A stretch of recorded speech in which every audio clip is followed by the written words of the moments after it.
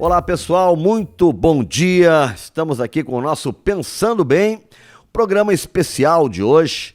Nós vamos estar rememorando, relembrando os melhores momentos dos grandes nomes que passaram, nomes importantes que passaram aqui ao longo de 2023 no programa, junto comigo, com o Juremir, com o professor Luiz Augusto Fischer. E hoje nós vamos relembrar 4 momentos que a gente teve aqui no programa. O escritor Eduardo Bueno, o nosso conhecido Peninha. Vamos ouvir também o escritor José Faleiro, professor e escritor Luiz Maurício, editor Luiz Maurício Azevedo e o músico e compositor Nelson Coelho de Castro. Vamos ver um pouco de cada um desses 4 que passaram aqui e brilharam aqui no Pensando Bem. Eu digo o seguinte, o Peninha, onde ele toca, dá certo. Não, pior é que é verdade. E em seguida dá errado. Em seguida dá errado, né? Em seguida dá errado. Sim, mas daí eu já tô rico, já tirei meu dinheiro e vou para outra deixando vários cadáveres no caminho. Tu arrumou muita bronca com historiadores, né? Quando tu começou, acho que nesse aqui e tal, não. Com historiador não. As broncas foram com professores de história da PUC, aquele lugar de merda, da URGS. Aí descobri que é tudo colorado! Tudo colorado! Era uma conspiração vermelha. Uma conspiração vermelha contra mim. Os historiadores, agora falando sério, historiadores, eu recebi o respaldo e a defesa, sem pedir, dos que eu mais queria e gostava no Brasil. O Evaldo Cabral de Mello, falei com o Evaldo Cabral de Mello, o Alberto Costa e Silva, o Nicolau Shevchenko, a Mary Del Priore, que faz os coisas, o prefácio dos livros, a Lili Schwartz. Todos eles saíram em minha defesa dizendo o quê? Ele nunca se disse historiador, ele não é historiador, ele está prestando um serviço. São livros de divulgação, porque na época dizia assim, livro de divulgação, parecia que o cara estava me ofendendo. Tu faz livro de divulgação. Eu digo, e tu de antidivulgação. O que tu faz desdivulga. As pessoas fogem da história por causa de Deus lembra. Porque, por exemplo, aquele Moacir Flores perguntaram para ele, aí, o que tu acha dos livros do Eduardo Bueno? Não li e não gostei. Que é uma frase que tu diz assim para bolsonarista, mas tu não diz essa frase para mim, que sou um sujeito digno, decente, libertário, genial, incrível e, acima de tudo, modesto. É uma frase do Oswald de Andrade. Eu sei. Mas é uma frase bem dita. Ele mal a disse. Mas eu não sei se tu pensou nisso, se era a tua intenção, mas tu começa a escrever sobre a história do Brasil de uma forma pop, de literatura, né? Pop, isso, exatamente. Isso. As pessoas começaram assim, a... Pop mais ou menos, porque esse livro aqui... não é tão pop assim, né? É mentira que é pop. Olha como é bom uma pessoa inteligente. É um livro que tem uma linguagem, assim, que tem um texto denso. Não é assim... Chega a ser até meio vetusto, assim. Às vezes é mesmo. Capistrano. Exatamente. Esse aqui poucos tem, viu? Poucos tem. Depois o Peninha revisou e não... Peninha, esse é o que saiu de novo agora pela LPM? Esse saiu pela LPM em Pocket. Não agora, a melhor crítica feita a mim até hoje é da Cíntia Moscovitch, cara, porque ninguém... Não, sério, a Cíntia trabalhava na Zero Hora quando foi relançado o Brasil, uma história. E ela fez uma coluna, não, porque ela trabalhava no jornal, não era colunista, foi a capa do segundo caderno, foi maravilhosa a matéria dela, foi maravilhosa mesmo. Nesse sentido, assim, do prazer da leitura. Esses livros foram feitos pelo prazer da leitura, sabe? Pela fluência do tipo assim, cara, é assim, quer saber mais? Deveria querer saber mais, tá aqui as fontes. Eu cito todas as fontes, né, cara? Vai ler mais. É um livro com documentos. É uma introdução, assim, cara, assim, é ridículo eu mesmo dizer isso, só que é verdade, são livros generosos, são livros gentis, são livros que oferecem uma passagem para tu fazer a viagem do descobrimento. Mas isso não era... livros de grande reportagem. Exato. É grande reportagem histórica. É isso aí. Tem o detalhe, que o cara quer ler, o que os caras comiam a bordo. Exato. Que eles iam onde ao faziam banheiro. Cocô, exatamente. Porque nos livros de história ninguém come, ninguém sua, ninguém mija, ninguém faz cocô, né? E já há muitos anos atrás, a École de Annales, né? A história da vida privada, a microhistória, já tinha levantado tudo isso, né? E assim como, claro, que havia a grande história com G e H maiúsculos, né? Eu fiz isso, eu fiz uma reportagem, um livro de um jornalista, entendeu? Mas do tipo assim, Peninha, olha, diz depois eu falo. Vai, não, eu ia dizer, esse livro aí que o Nando estava mostrando foi o primeiro de uma série que seria de 7 volumes. Mas vai cuidar da tua vida. Vai te meter com a tua vida, vai tratar dos teus livros, que ninguém lê, não enche meu saco. Não vai perguntar por que eu não fiz os últimos 3. Eu não fiz porque eu ganhei o adiantamento. As pessoas me pagam o livro antes. Você que está me ouvindo, você quer que eu faça tu não entregou, livro, foi isso? Se você quiser que eu faça um livro, me contrate e não me pague até eu entregar, que eu entrego rapidíssimo. Agora, me contrata e me paga antes, eu não entrego o livro. Já que ele não quis ler o artigo que eu fiz sobre ele, generosamente, eu vou ler o primeiro parágrafo aqui. Eduardo Bueno, vulgo Peninha, é figurinha carimbada da mídia brasileira e da internet. Ele tem um dom fundamental em sociedade de competição. Tudo que ele toca dá certo. Cheio de contatos, pode aparecer na Globo ou em qualquer grande jornal. Até na Vila Bom Jesus. Gaba-se de sua relação com Bob Dylan. Sim, que envolveu o sexo, inclusive. Apresenta-se como o último avatar da geração Beats. Isso. Parece ter uma memória invejável e uma enorme capacidade de trabalho. Vai do hip ao yuppie. Imagina quanto tempo ele demorou para escrever isso. Meses. É claro que eu disse algumas coisas. Peninha tem algo de folclórico, mas não brinca em serviço. O seu canal no YouTube, Buenas Ideias, tem mais de 1.300.000 seguidores. Os seus livros de história vendem muito. Ele teve a sacada de embarcar na viagem de Cabral na vibe da preparação dos 500 anos da chegada dos portugueses ao Brasil. Bababá. Mas vendeu bastante, tem 1 milhão e tantos, mas não está dando dinheiro esse canal. Agora eu disse... não tem dinheiro para pagar o táxi. Eu vou te dizer o seguinte, ó. Não tem dinheiro, não. Tem dinheiro eu não uso táxi, dinheiro, cara. Eu não uso. Olha dinheiro. só cartão black. Olha só, último parágrafo. Ampara-se, por vezes, em nível de paráfrase, nos documentos mais relevantes para conhecer o encontro da turma de Cabral com os inesperados habitantes do Novo Mundo. As cartas de Pero Vaz de Caminha, do mestre João e do piloto anônimo.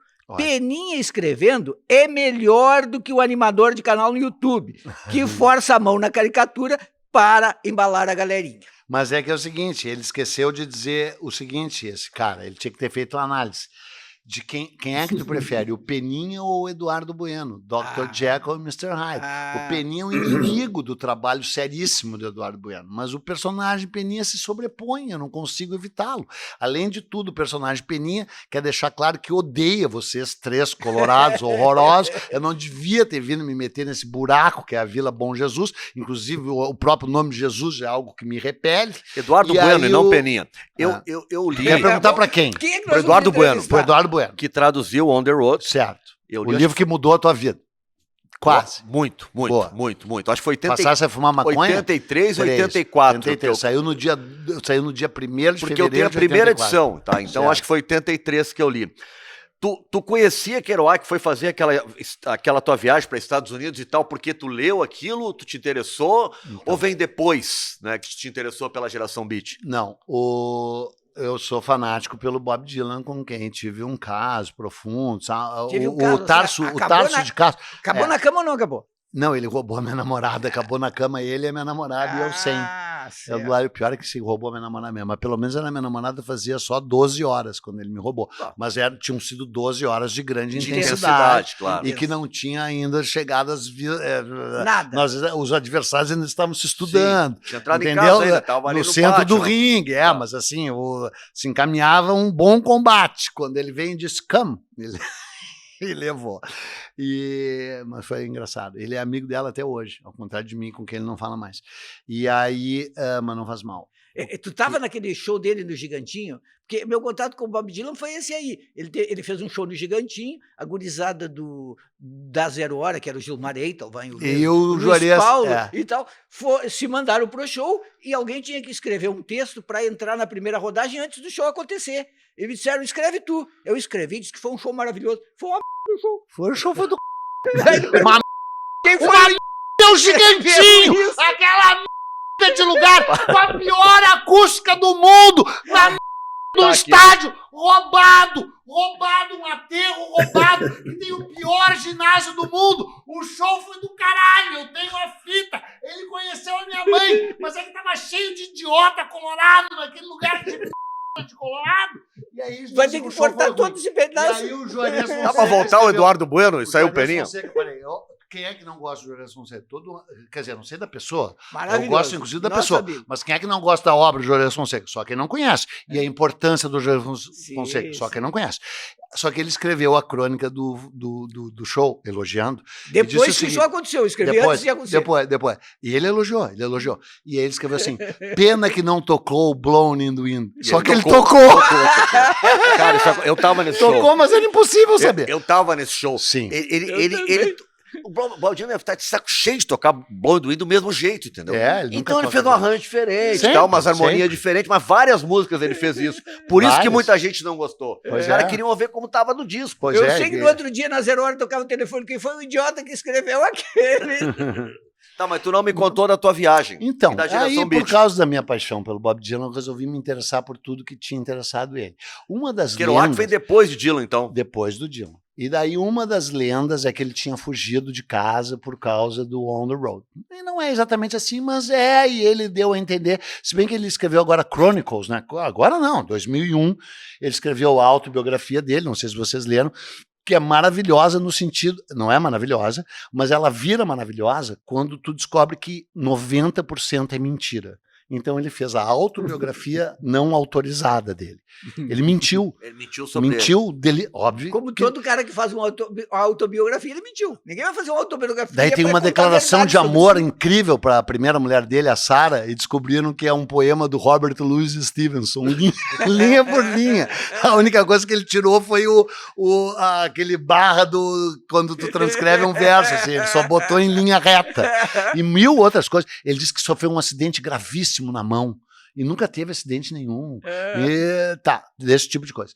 E nesse livro, inclusive, ele diz que On the Road nunca foi o livro favorito dele, do Jack Kerouac, que sempre foi Visions of Cody, que de fato é melhor, e que o livro que realmente influenciou ele, do Kerouac, chama Mexico City Blues, que é um livro de poemas, que ele diz que foi a primeira vez que ele ouviu a poesia que falava a linguagem dele, Bob Dylan, e que isso foi de uma grande influência nele. Só que isso só se saberia anos depois. On the Road, em tese, era o livro que tinha blá, blá, blá, blá, blá. Aí eu fui para Buenos Aires, tu vê o tamanho de Buenos Aires com relação a São Paulo, por exemplo, né? O livro foi traduzido em 1959 em Buenos Aires pela editora Losada. Não é porque se eu tivesse encontrado o livro En el Camino em espanhol em Buenos Aires em 1977, como eu encontrei 77 o cacete, 76, em 1976 eu fui a Buenos Aires e comprei naquela livraria La Ciudad, que o Fischer deve ter ido, tu também, uma vez vi, inclusive, eu tive muita sorte na vida de ver muita gente famosa e com a minha famosa cara de pau me aproximar. Claro. Que nem tu, que conheceu um monte de gente, o Morin, o Olenbeck, blá, blá, blá. Eu vejo um cara famoso, eu me escalo, digo, sou o famoso Peninha, sou filho da Beatriz Bueno, morei a vida inteira no Moinhos de Vento. Outro dia eu fiz isso sou gremista. Às 5 da manhã com o nosso cacique lá, o Raoni. O Raoni parado, eu disse, claro. Não vai perder. Tirar uma selfie, Raoni. É a única pessoa que eu vi, e não apenas travei de medo, mas também de respeito, era Jorge Luis Borges, em pé, na livraria La Ciudad, folheando um livro com uma certa dificuldade visual.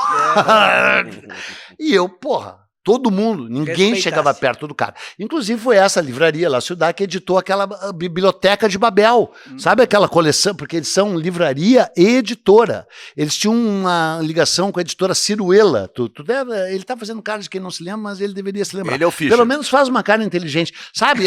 Eram uns livros coloridão. Lembra? Biblioteca de Babel. Era o Vatek, do William Beckford. Era Edgar Allan Poe, Melville, Bartleby, o escrivão. As obras completas do Borges naquela claro, tem em português e em espanhol. Tem. Tá. Aí, nessa livraria, eu comprei o livro En el Camino, Jack Kerouac, On the Road, o livro do Bob Dylan, En el Camino, deve ser o mesmo. E tradução de um cara chamado Miguel Hernández, publicado em 1959, na Argentina. E no Brasil só saiu no dia 1º de fevereiro de 1984, por minha... Assim, porque as pessoas publicaram para se livrar de mim. Eu fui em 10 editoras. A única que aceitou foi a Brasiliense, do Caio Graco e do Luiz Schwartz. Eu conto tudo isso. No livro tem um prefácio meu contando. Tá. Aí eu comprei o livro e li em espanhol naquele Parque São Martín, sabe? Que tem lá no fim da Florida. Sabe, um parque lindo que tem. Sim. Inclusive, eu fui há 2 meses atrás, eu fui lá e sentei no mesmo banco, na mesma praça, e disse pra Paula, me fotografa no banco onde eu li On the Road. A mesma praça, o mesmo banco, as mesmas flores, o mesmo jardim, tudo é igual, mas estou alegre porque não tenho mais eu próprio perto de mim. Eu acho bonito esse negócio. Eu gosto dessa música também. Eu gosto também. Então, aí o... Lado romântico de Peninha, momento histórico. Peninha é humano. Peninha é humano. Também. Que é? O que é, Fischer? Rony Von, ele que cantava, mas não é dele a música, né? É dele? Talvez seja dele. Não, ele era intérprete. Vou te dizer de quem é. Carlos Imperial. Isso, Carlos Imperial, exatamente. Eu ia dizer que é impossível. Sabe por quê? Porque eu botei no meu canal ela faz 1 ano e pouco, né? E daí botei com o Rony Von cantando. E aí, um trechinho, né? E aí fui pesquisar. E eu sabia que era do Carlos Imperial, mas a gente não consegue assumir que é do Carlos Imperial, porque os jovens aqui que nos ouvem, se é que algum jovem nos ouve, cara, foi um dos maiores cafajestes. 50 anos que nos ouve. Isso, e foi um dos maiores cafajestes da história do Brasil, beirando o perigoso, né? Meio pilantra. Tem um papel enorme na música brasileira. Um papel enorme, importantíssimo, né? Só que um cara sinistro, assim, nas relações, né? E um cara difícil. Muita gente importante passou por ele. Muito. Até o Wilson Simonal. Hoje em dia... E o Tim Maia, o Roberto Carlos, Erasmo Carlos, Rita Lee, todo mundo. Isso é recente pra mim, né, meu? Ali na época que um pouco antes de eu publicar o Vila Sapo, cara, eu nem sabia que tinha todo um movimento de escritores, assim, com uma origem social, uma experiência social parecida com a minha, não fazia ideia disso. E quando eu me tornei leitor, voltando até um pouco mais atrás, eu li o que caía na minha mão, tá ligado? Os livros que tinha ali em casa, aí quando eu li esses, assim, que davam... Tu contaste o primeiro livro, aquele que tu leste pra contrariar a tua irmã, qual foi? Besta Fera. Besta Fera. Um livro de lobisomem. Pô, era muito massa. Não sei se eu gostaria se eu lesse hoje. Claro, né? Hoje teu gosto já mudou. Aí eu ia lendo o que aparecia, assim, né, o que me davam, iam jogar fora, não, dá pra mim, me dá e tal. E aí, eu só fui começar, muitos anos depois, eu fui começar a poder comprar, escolher o que eu ia ler, e aí eu tava influenciado por essas leituras, e fui atrás justamente de mais gente assim, sabe, muito clássico, muito estrangeiro, sabe, tipo Dostoiévski, Hermann Hesse, Edgar Allan Poe, fui atrás de muita leitura assim, e aí ali, um pouco antes de eu publicar o Vila Sapo, eu escrevi um texto que tá no Vila Sapo, que chama O Otário com Sorte, e postei nas redes sociais. E aí viralizou, assim, pros meus padrões, né? Que eu tinha até então umas 6 curtidas em cada publicação, umas 4 só de ti, assim. Aí, tipo, porra, teve, sei lá, centenas de pessoas, assim, comentaram, curtiram, compartilharam. E aí ali começou a aparecer muita gente nesse corre, assim, gente que tem a mesma origem social que eu, a mesma experiência social, e tava no corre para tentar publicar, ou já tinha até publicado.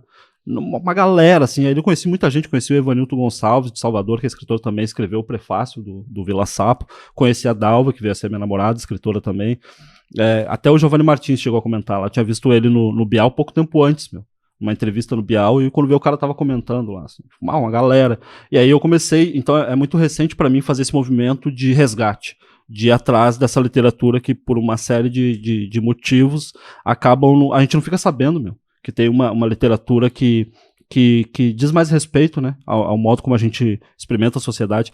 Só que o esforço, particularmente de ler mulheres, passa muito pelo meu relacionamento com a Dalva, que é uma feminista ferrenha, assim, e é graças ao convívio e a relação que eu tenho com ela que eu começo a entender, assim, que tipo, tem uma série de violências e exclusões que é difícil, cara, da gente se dar conta porque a gente não sofre essa violência. Então, tipo, eu comecei a ver que... Porra, é difícil pro cara que é pobre da quebrada publicar, é difícil. E agora tem uma galera publicando, pô, que massa. Mas é difícil pra mim ver, e eu comecei a perceber, que essa galera da quebrada, a maioria daí é homem, tá ligado? Durante muito tempo os negros não publicaram, agora tem uma galera negra escrevendo, mas a maioria é homem. A Conceição Evaristo, eu fiz uma entrevista com ela, e ela disse, nesse sentido, ela disse assim, olha, ela é uma escritora hoje conhecidíssima, consagrada, mas ela ainda não estava, e não sei se já publicou pela Companhia das Letras, por exemplo, alguns homens negros entraram, o Itamar está na Todavia, mas um monte de gente foi furando esse bloqueio. O Jefferson estava na Companhia das Letras. O Jefferson era na Companhia, mas ela ainda não chegava. Ele disse, olha, é mais fácil mesmo para os homens negros, é mais fácil para um homem negro do que para uma mulher negra. Sim, com certeza. E aí, eu fui me dando conta dessas exclusões, essas violências que a gente não sofre. E, cara, eu fico pensando que essas exclusões, essas violências, essas dificuldades, eu faço uma ilustração sempre que me ajuda a pensar essa parada que parece que tem uma série de gargalos, assim, tá ligado? Sim. Tipo, vamos pensar da perspectiva da mulher. O que acontece? Já é difícil ela se empenhar ali na produção, estudar, pesquisar e, sabe? E se encarnar mesmo na produção literária. Por quê? Porque tem tripla jornada. Cuida dos filhos, cuida da casa, trabalha também. Já é muito difícil ela se interessar e querer mexer a mão ali pra escrever. Isso é um gargalo. Só aí já vai um monte de moleque que não consegue nem sequer começar a produzir. Tá, daí ela começa a produzir. Ela passou por isso. Ela começa a produzir e tal.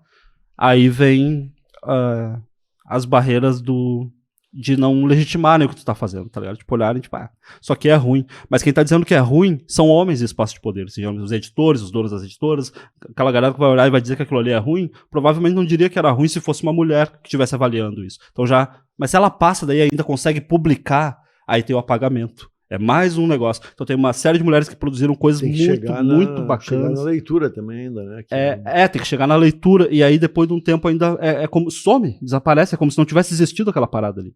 E é muito assustador isso, porque isso não se explica pela qualidade da produção delas. Não é assim, é porque é ruim. A Lília é um bom exemplo. Lília, Zaine, uma série de escritoras. Cara, a Lília, quando eu li, eu fiquei com vergonha, velho. Tá ligado? Porque eu tinha acabado de lançar o Vila Sapo, tava muito feliz com as coisas que estavam acontecendo, mas é um livro curtinho, com 6 contos, agora a nova edição tem 7, mas a original tinha 6. Eu fui ler o da Lília, tinha 30 contos, um melhor que o outro, assim, muito bons os contos, assim, muito bons, cara. E eu me lembro que eu li e pensava, no próximo não pode ser tão bom, não é possível, e o próximo era bom também, era melhor. Ela não vai conseguir. Era impressionante, assim, cara, e aí, tipo, eu comecei a perceber que aquele livro não recebeu o destaque que o meu recebeu. Então tu começa a perceber essas paradas, assim. Não é fácil. Fala um pouco dos supridores, do livro, da ideia, da sacada, como é que foi tudo isso? Que é anterior ao Vila Sapo, né? Tu disse, a produção dele é anterior. Né? É anterior. Essa história é longa, cara. Eu vou ter que voltar lá nas primeiras coisas que eu escrevi. Primeira coisa que eu comecei a escrever, quando eu decidi que ia ser escritor, eu peguei uma das minhas histórias em quadrinhos, dos meus mangá lá, que estava interminado, e comecei a contar a mesma história escrevendo. Mostrei pra minha irmã. Minha irmã olhou e disse... Isso é importante contar da tua irmã, né? Qual é a história dela, porque ela tem uma vivência artística que é super importante. Já é o segundo momento da irmã aqui. Sem a sim, irmã não teria saído os livros, pelo que eu tô vendo. Com certeza. Ela é uma irmã mais velha. Irmã mais velha, metida com arte. Trabalha com teatro popular. Não, ela é atriz, diretora e tal. Cara, é isso, né? Tem sempre uma história. É difícil pensar um recorte, né? Nas entrevistas, nas conversas, porque tem uma história, mas tem uma história anterior, e tem uma história anterior. É muito interessante isso, cara. Tipo, quando a gente foi morar na Cidade Baixa, né? Que eu falei que morei uns anos na Cidade Baixa, minha irmã era um pouco mais velha que eu. Depois, quando meu pai se separou da minha mãe, aí eu voltei com a minha mãe pra Lomba do Pinheiro, porque lá tinha escola de ensino fundamental. Mas a minha irmã ficou com meu pai porque tinha ensino médio de qualidade por ali. Ela estudou no Paula Soares. E depois ela foi pro ali, aquele que tem ali onde era os desfiles, sabe? Augusto de Carvalho, onde eram os desfiles. Parobé. Aí fazia ali um técnico. Aí ele conheceu umas pessoas que gostavam de teatro, começou a ir no teatro. Cara, tipo, olha a vivência. E aí é por isso que ela vai começar a ler muita coisa. Queria fazer teatro, entrou pra universidade, foi fazer teatro. Acho que o nome do curso era Pedagogia da Arte, uma parada assim. Aí foi fazer esse curso. UERGS, né? E aí, isso, da UERGS. E aí toda vez que ela voltava pra visitar a gente lá no Pinheiro, ela tem que ler, é importante e tal. Então vê que doido, né, cara? Se a gente não tivesse ido morar na Cidade Baixa, não teria respingado em nós essa parada, né? Respingou primeiro na minha irmã e da minha irmã respingou em mim depois. Que então, é o acesso, né, bicho? Pois é uma coisa de louco, cara. É uma coisa de louco. Mas daí, voltando ao que tu perguntou, eu mostrei pra ela o que eu tinha escrito. Ela falou, não, pô, legal e tal, mas eu queria ver tu... Porque era um negócio meio fantástico, tá ligado? Era meio maluco, assim, meio ficção especulativa. Mas eu queria ver tu escrever uma coisa mais concreta, mais como é a nossa vida e tal. E eu achei que fazia sentido o que ela falou e essa foi a primeira semente dos supridores. Tá, fiquei com isso na cabeça. E aí a minha irmã, aqui vai aparecer já num terceiro momento. Como é que é o nome da tua irmã? Caroline Faleiro. Caroline Faleiro. ela, por algum motivo, acreditava que eu tinha potencial para alguma coisa, então toda vez que ela via eu me interessando por alguma coisa, ela ia fortalecer. Quando eu me interessei por desenho, ela me pagou um curso de desenho, sabe? Sempre fortalecia. Aí ela me levou pro teatro, na esperança que eu me interessasse, virasse ator e tal. E aí eu fui pro teatro, conheci os colegas dela e tal. Tu chegou a trabalhar como... Claro, trabalhei alguns palhaço, anos. né? Não, palhaço foi depois. Ali com ela, no grupo Papel Trilho... de galã, nada. Não. Só palhaço. Galã não rolou. Tu vê que absurdo, né? Injustiça. Pois é. É. Aí, não, mas A ali... imprensa não Aqui reconheceu o teu não talento. sobraria para nenhum de nós. Mas ela tentou, ela tentou fazer eu encenar e tal, mas não leva o rolou. jeito. Não rolou. Aí eu entrei ali, eu trabalhei como músico, né? Porque o primeiro espetáculo que a gente montou era A Decisão, do Brecht. E aí o Brecht tinha um parceiro músico, eu nunca me lembro o nome Kurt do cara. Hã? Kurt Weill. Eu acho que talvez. E aí ele compunha, né, as músicas para os poemas que o Brecht escrevia. O texto, a dramaturgia era traduzida para o português, e aí, obviamente, mudou o número de sílabas, não cabia mais a melodia composta lá pelo parceiro do Brecht. E aí eu entrei para isso, para compor a parte musical desses poemas e tal. Qual instrumento que é o teu base de instrumentos? Tu fazia Eu isso toco aqui? cordas, violão, cavaco, Violão, banjo, cavaco. Olha, guitarra. isso vai dar uma dupla com o Nando, hein? É porque eu O toco, Nando eu já me interessei por toca isso. e foi professor de violão. Meu, aí, Cordas, o cara toca sino também, forca. E tiver. Aí imagina, daí eu cheguei ali, galera, tudo marxista, tá ligado? Pá, falando sobre Marx e tal, eu nunca tinha ouvido falar. Eu me lembro até do meu pensamento que eu tive, pode parecer absurdo agora, pode parecer uma piada, uma anedota, mas é real. Eu pensava, pô, então outras pessoas pensam sobre injustiça, né? Sobre por que as pessoas trabalham Sim. tanto, ganhando tão pouco. Eu achava que só eu pensava nisso. Só tu tava ligado nessa. Aí tipo, cara, não, as pessoas falam e há muito tempo e de maneira sistematizada, tá ligado? Tipo, na academia e tal, eu, pô, que da hora isso aqui. E aí já é a segunda semente dos supridores, então, envolvimento com o marxismo. E aí, cara... Tem um Marx no Supridores. Ah, não. Sim, Isso escrito em português, evidente. Não, isso é uma coincidência, cara. É uma coincidência, eu não fiz de propósito. Não foi mas- pensado, né? Não foi. E até abrindo parênteses sobre isso, cara, tipo, eu tava escrevendo o livro lá, pelas tantas eu me dei conta que o nome do cara era Marx, mais suave igual, né? Mas é que como eu tava tendo contato com o livro graficamente, vendo, né? Aí porque isso tu só nota pelo fonema, né? Quando tu pronuncia aquilo, tu vê que soa igual. Aí eu demorei, mas quando eu notei, puxa, vou ter que trocar o nome desse cara, cara. Aí tem que trocar em todas as Aí tu botou páginas. o primeiro nome dele, chamou Carlos Marx daí. Não, aí eu olhei assim, vou tentar fazer um negócio aqui, que é o negócio que tá no livro. Que é quando ele fala, pô, então o cara era Marx que nem eu. Não, era Marx com X, né? Aí eu fiz aquilo ali e pensei, não, ficou horrível isso aqui, não, eu vou trocar depois, né? Eu tava com preguiça, deixei pra depois. E aí o livro acabou sendo publicado assim, eu me esqueci, tá ligado? De ir lá e trocar o nome do cara. E aí Agora, ficou... lá da Cidade Baixa também, se eu não me engano, acho que foi o Luiz Gomes da Celina que me contou isso, que tu ficaste com outro, digamos assim, um legado da Cidade Baixa. Jogar sinuca naquele boteco que tem, uma sinuca que tem na esquina da José do Patrocínio com a Venâncio Aires. Eu sempre sonhei em jogar sinuca. Tu jogar sinuca lá mesmo, joga sinuca lá ou é invenção? Eu conheço, esse aí é o João de Barro, né? Lá Eu em acho cima. que é, né? Bem na esquininha ali. Eu já joguei lá, mas não é lá que eu Eu jogo. acho que dá boas histórias de se jogar lá. Eu joguei muito ali. Olha Sim, só. um pouquinho na esquina, lá na sequência tinha o Copacabana ali, que não tem mais. Isso. Mas não é lá então que tu joga sinuca, porque tu gosta de sinuca. Mas Eu até jogo- hoje tu passa lá, não sei se tem as mesas de sinuca, mas de noite a Tem? gurizada tá lotada Não, acho que naquela tem, esquina sim. ali. Acho que tem lá em cima, né? Sobe, vai lá em cima. A Cidade Baixa é impressionante, né? Como é pulsante, né? Lá. Continua. E vai descobrindo novos locais, assim, vai se ampliando, assim, é realmente algo diferente a Cidade Baixa. Sim. Eu jogo na Sarmento ali, meu. Aí na Sarmento. Tá ligado? Bom, tá, é Quase na visível esquina desse. com a perimetral ali. No certo. finalzinho dela ali.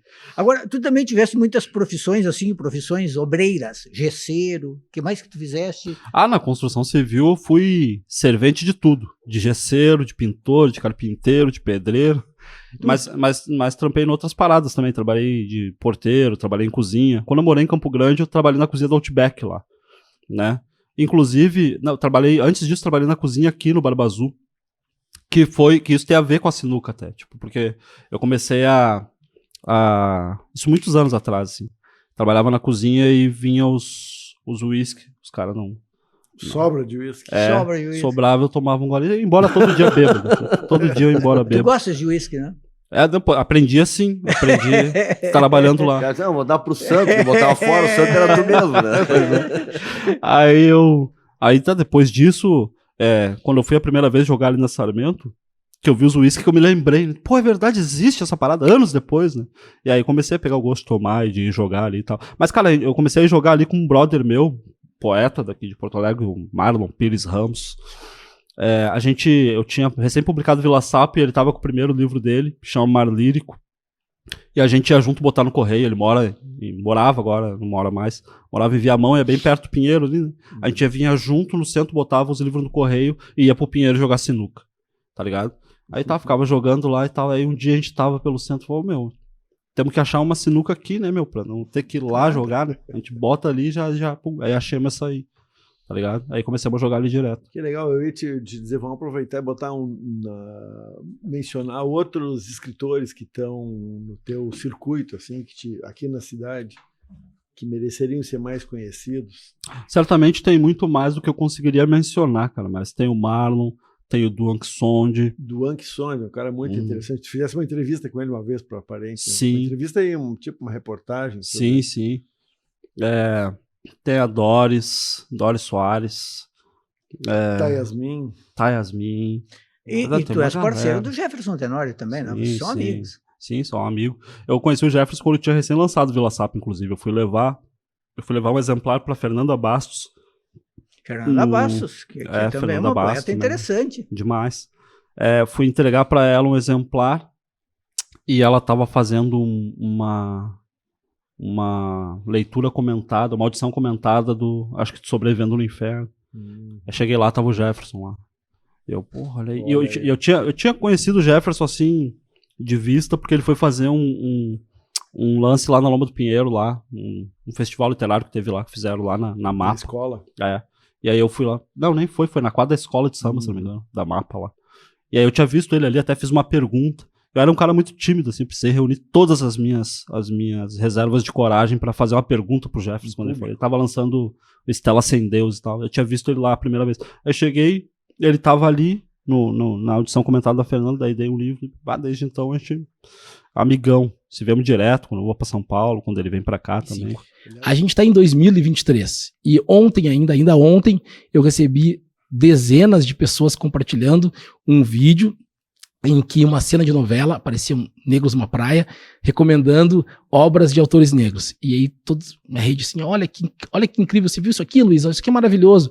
Eu digo, sim, é maravilhoso, mas de 95 até 2023, a gente ainda está comemorando pequenas representações em novelas da Globo.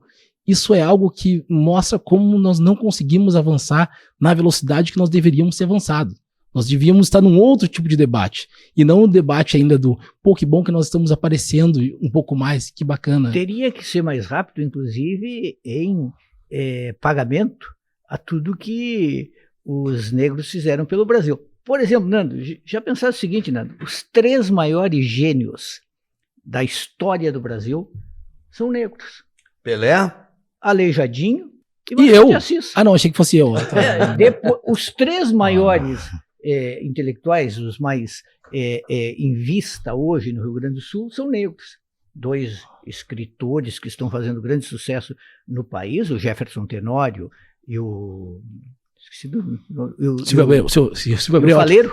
Eu achei que fosse Silvio Almeida. Eu vou puxar a brasa para o ministro, Silvio Almeida.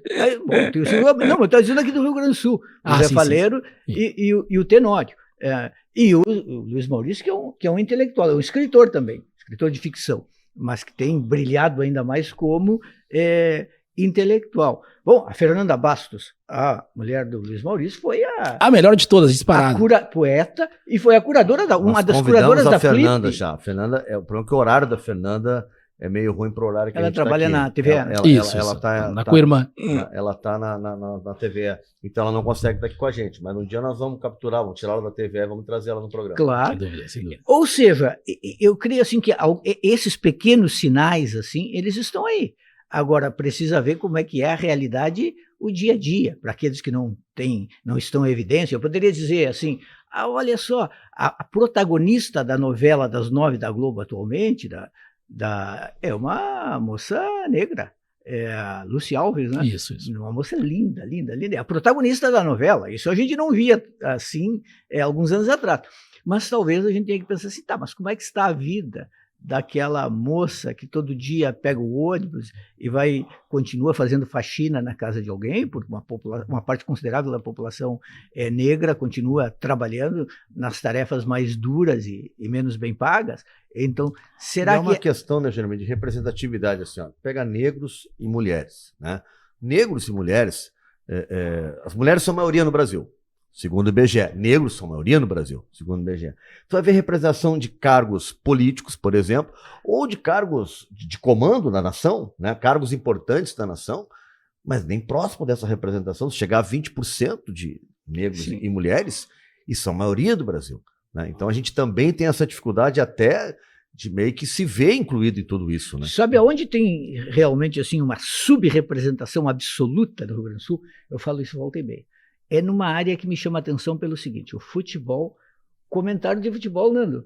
Quantos comentaristas negros? Os negros jogam futebol? Hoje, bem que demais. eu lembro que está no ar é o Luiz Henrique Benfica. Sim, né? sim. Não lembro que está na Bandeirantes e não estou lembrando agora de outro. Pois é. Também não.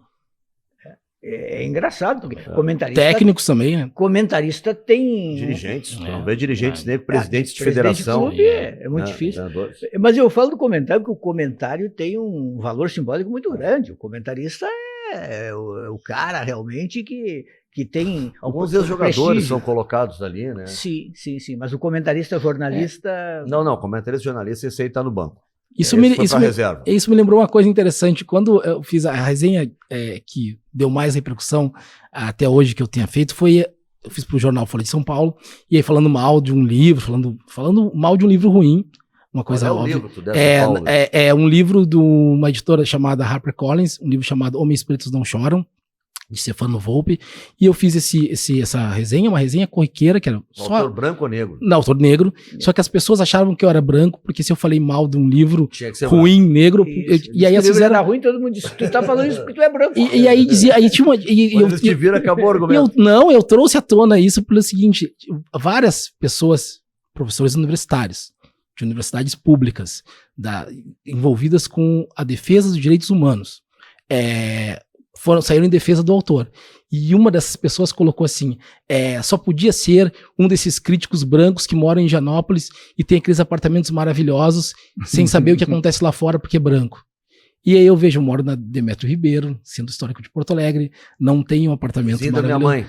Que maravilha, uma ótima rua, uma ótima rua. Paulina mora lá. Então assim, havia uma ideia de que o crítico, essa posição de crítico é mesmo do comentarista, é um lugar de prestígio, e, portanto, tem que ser ocupado por uma pessoa branca. Então, isso é uma coisa que incomoda muito, porque isso escancarou o problema, para mim, não vou dizer a farsa, mas assim, a nossa incapacidade de levar ao cabo aquela nossa determinação de ocupar todos os espaços. Há uma coisa que vocês falaram no futebol, tá? Quem denuncia é cancelado, que é a palavra da moda. Vou dar um exemplo, Márcio Chagas.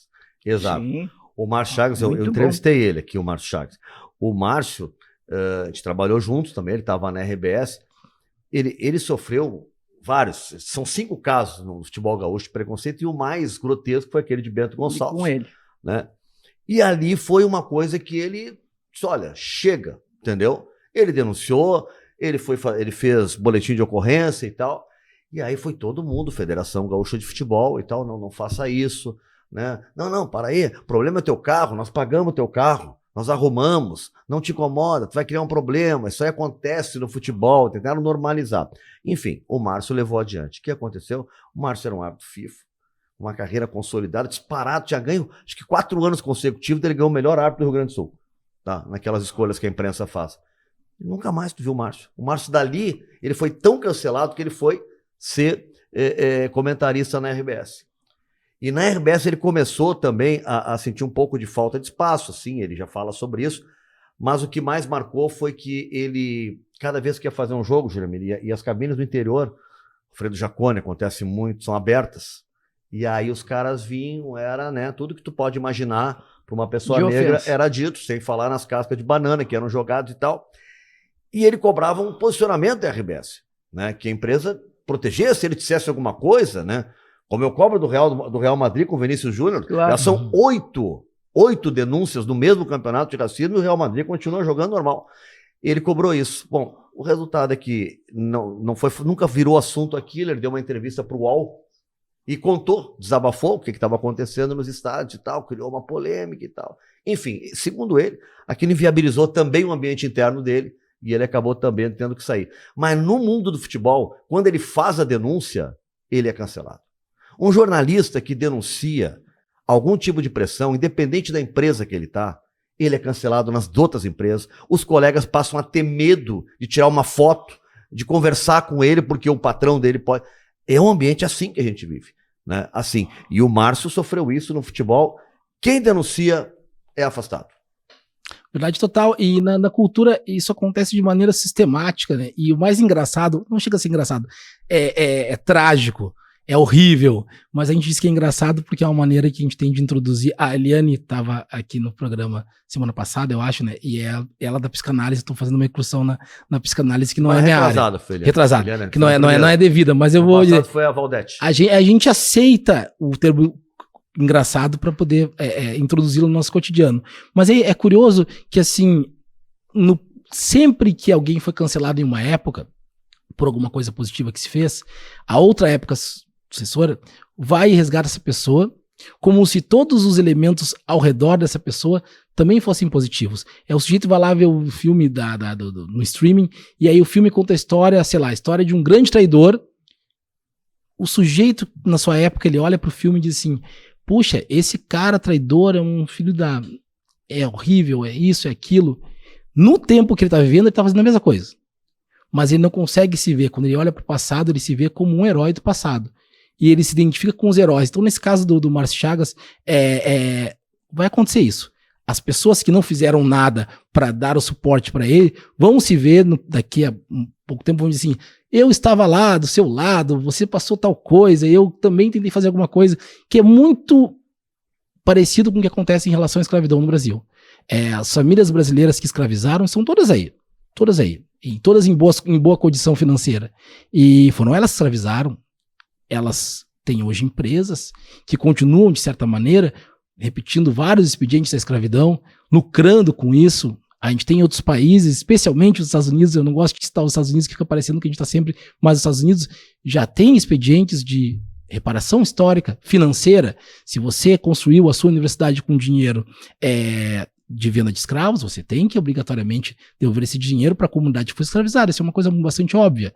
No Brasil, a gente não pode nem discutir isso. Primeiro, porque tem essa ideia de que todos nós somos negros, mesmo os escravizadores são negros, então não precisa devolver o dinheiro para ninguém, já que o crime foi feito por nós mesmos, fica tudo por isso mesmo. Então isso existe, essa questão para mim é muito interessante, assim, pensar nessas pessoas que pagaram o preço na época em que elas viveram. No caso do Márcio, ele está vivo ainda, mas conseguir acertar as contas enquanto as pessoas estão vivas, e não só as contas com ele, mas com quem sustentou esse sistema que propiciou isso. Dá outro exemplo, de 1930 até agora, o Brasil disputou todas as Copas do Mundo. Vão árbitros brasileiros. O primeiro negro foi agora, na última Copa, o Wilson Seneme.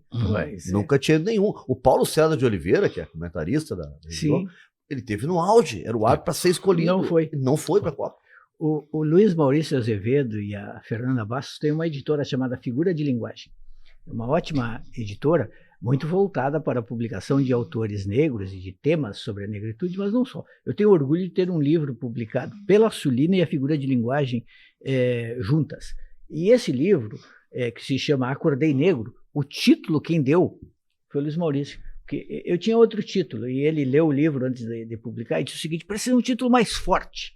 E aí ele deu uma sugestão e eu disse: gostei do título. Porque é a história de um homem branco que acorda negro. Como é que a comunidade negra reagiu ao teu livro? Ninguém te cobrou nada? Como é que foi? Foi normal? Não, vieram pra cima de nós. Pensa que é um branquelo aí?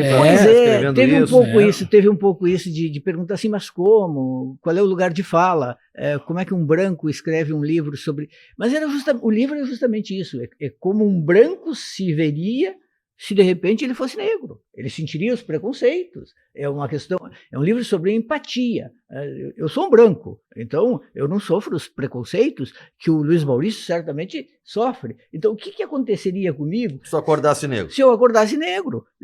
Eu saísse na rua, agora eu não sou mais branco, agora eu sou negro. Eu saísse na rua, meu personagem ele se aproxima de um carro de luxo estacionado, e como branco nunca tinha acontecido nada com ele, mas quando ele se aproxima negro de um carro assim, já tem lá um policial para dizer, o que está fazendo aí? Vamos andando. Então, era um livro, é um romance sobre a questão da empatia, como é que é se colocar no lugar do outro, mas um outro que é radicalmente diferente de mim, a partir do olhar da sociedade. É a sociedade que olha para o negro de um determinado jeito, que é um jeito carregado de preconceitos, e que nós, brancos, não sofremos. Então, a vida para nós, nesse sentido, é muito mais leve. Então, como seria experimentar estar no lugar do outro? Essa era a ideia do livro. Mas é claro que causou estranheza, e o Maurício deve ter ouvido muito. E as pessoas se surpreendiam com isso. A gente dizia assim, é uma obra de ficção. O Juremir não vai sair por aí pedindo dinheiro público como negro, já que ele escreveu um livro Acordei Negro. Exato. O Juremir não vai sair por aí dizendo Vai assim. entrar nas cotas. Isso, exatamente. Não vai fazer blackface. Isso, não vai aparecer na dança dos famosos dizendo assim, agora eu tenho um pé na África. Isso não vai acontecer, gente. É um livro de ficção. O exercício da ficção, o campo da ficção, um campo muito diferente. As pessoas no Brasil têm ideia assim, livro, tem pressupostos muito claros de livro. Livro é bom, que é um pressuposto totalmente errado, se a gente pensar assim, no exagero do raciocínio, mas Kempf é bom? Então, livro nem sempre é bom. Mas o brasileiro acha que livro é bom. E que livro de ficção, livro religioso ou livro teórico é a mesma coisa. E não é. É evidente que se eu pego, por exemplo, pego aqui um livro e eu piso em cima desse livro, e esse livro for um livro da Série Vagalume, por exemplo, as pessoas podem reclamar, puxa, mas eu gostava tanto de Marcos Rey, você pisou em cima de um livro, isso não se faz com um livro. É uma reação. Se eu pisar em cima de uma Bíblia, a reação é outra. E são livros. Os livros têm diferenças nas suas... Representações também, né? Isso, e assim, o livro do Juremir é um livro de ficção. E dentro do exercício da ficção, é um livro maravilhoso, como livro de ficção. E claro, eu sei que gera uma série de desconfortos nas pessoas, dizem assim, não, mas olha só, o Juremir escreveu isso daí agora, porque tá na crista da onda, era o Black Lives Matter. E aí, sim, mas o Juremir... Quer navegar, né? Quer surfar. Mas o Juremir tá vinculado a isso, aliás, nem sei porque ele fez isso, uma bobagem na vida dele, ele tá há muitas décadas nisso. O movimento negro tem aliados brancos de muitas décadas, sem os quais não teríamos chegado até aqui. Estranho, né? O Rodrigo Constantino escreveu um livro Acordei Negro, por exemplo. Sim. Né? Mas fala um pouco de todas essas coisas que a gente está falando agora aqui, desses símbolos, dessa paisagem sonora de Porto Alegre, através de vários nomes que eu vou citar aqui, quem se lembrar vai se lembrar, fala do Armando Buquerque. Se chama Cidade. Cidade, aí eu vou citando várias pessoas assim, né?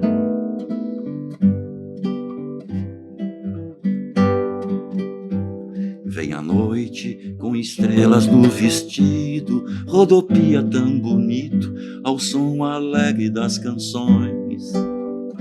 Evaldo Roque, Lupicínio e Albuquerque, 3 bambas, 3 moleques e outros tais em seus cordões. Novas caras na avenida, Paulo Graça Bica, salve a década de 10.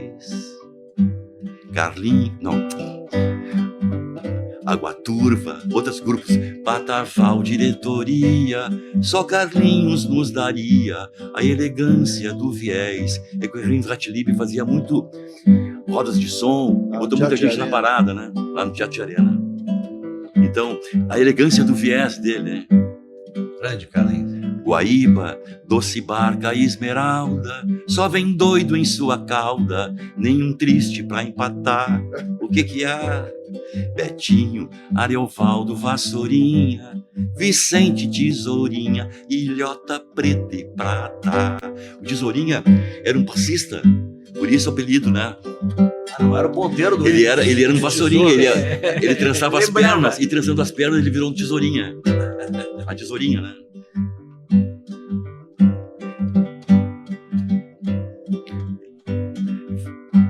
Vicente, Tesourinha, Ilhota Preta e Prata, Praiana e EPI e Bela Vista, eis o samba em sua crista, desde a glória ao areal.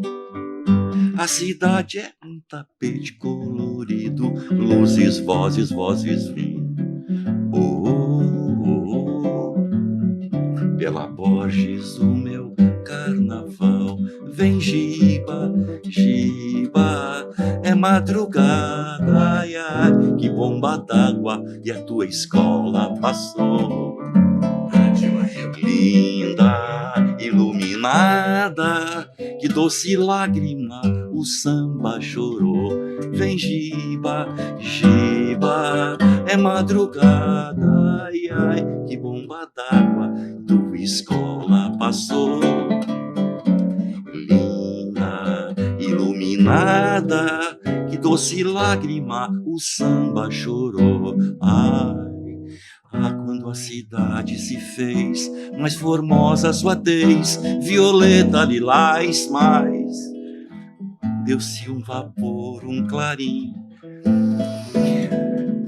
anunciando que a noite seria. Porém, a cidade exibiu o que sempre velou, o que sempre escondeu, nos baldios, nos confins, nos bueiros, nos breus, uns meninos sem pele, sem rosto, sem medo, sem asa, sem como, sem Deus. Mas os seus tamborins, quem vem lá, são os morenos que há em suas tamancas, plá, plá, plá, plá. Quem vem lá, que remeleixo que dá, bulindo as cadeiras não consigo parar.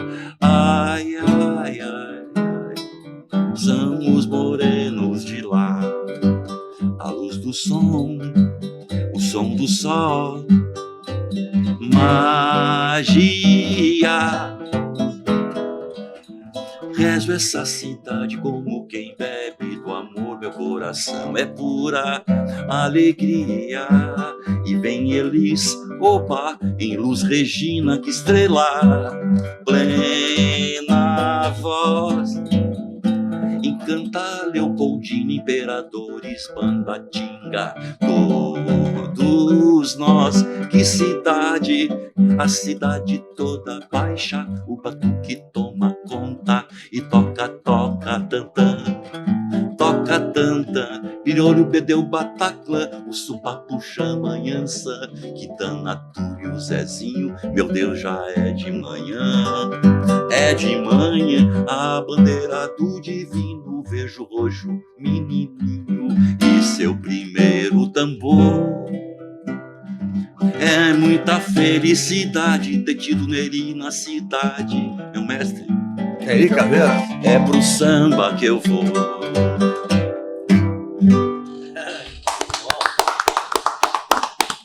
Então tá, pessoal. Lembramos aí, Eduardo Bueno, José Faleiro, Luiz Maurício Azevedo e Nelson Coelho de Castro, personagens que passaram aqui conversando com a gente no Pensando Bem. Agradeço a parceria de todo mundo. Semana que vem a gente volta com novas atrações aqui no programa. Valeu, bom final de semana, tchau.